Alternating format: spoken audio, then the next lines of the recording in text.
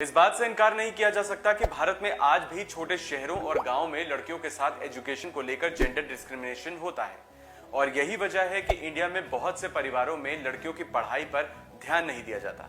हमारे समाज में ये स्टीरियोटाइप सोच आज भी पूरी तरह खत्म नहीं हुई है कि लड़कियों को पढ़ाकर क्या फायदा, उसे तो एक दिन शादी करके दूसरे घर चले ही जाना है। भारत में पुरुषों के मुकाबले लड़कियों का लिटरेसी रेट अब भी काफी कम है। देश में पुरुषों का लिटरेसी रेट 84% है, जबकि महिलाओं की साक्षरता दर महज 70% के आसपास है।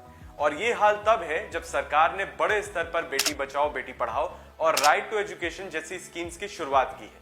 एक और बड़ी वजह जिसके चलते लड़कियों की एजुकेशन पर ध्यान नहीं दिया जाता वो है लड़कियों की सेफ्टी। आपको याद होगा कि कुछ दिन पहले दिल्ली में एक लड़की सुबह जब स्कूल जा रही थी तो 2 लड़कों ने लड़की पर एसिड डाल दिया था। ऐसे मामलों को देखते हुए कई बार पेरेंट्स लड़कियों की सुरक्षा के चलते कम उम्र में ही उनकी पढ़ाई को छुड़वाकर उनकी शादी करवा देते हैं।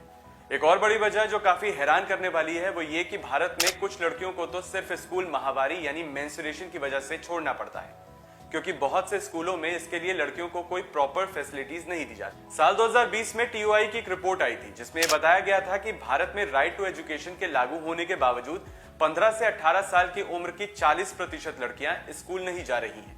वहीं गरीब परिवारों की 30% लड़कियां ऐसी हैं जिन्होंने कभी स्कूल में कदम तक नहीं रखा।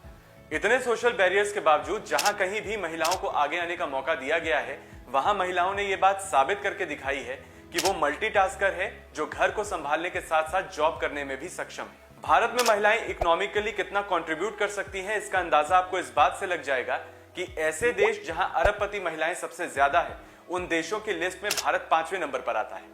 आपको ये जानकर हैरानी होगी कि जितनी फीमेल बिलियनियर्स भारत में है उतनी स्विट्जरलैंड, फ्रांस और कनाडा जैसे देशों में भी नहीं है। सिटी इंडेक्स की साल 2023 की रिपोर्ट्स के मुताबिक भारत में कुल 9 अरबपति महिलाएं हैं। इसके अलावा भी एजुकेशन से लेकर डिफेंस तक में महिलाएं अपना कंट्रीब्यूशन दे रही हैं।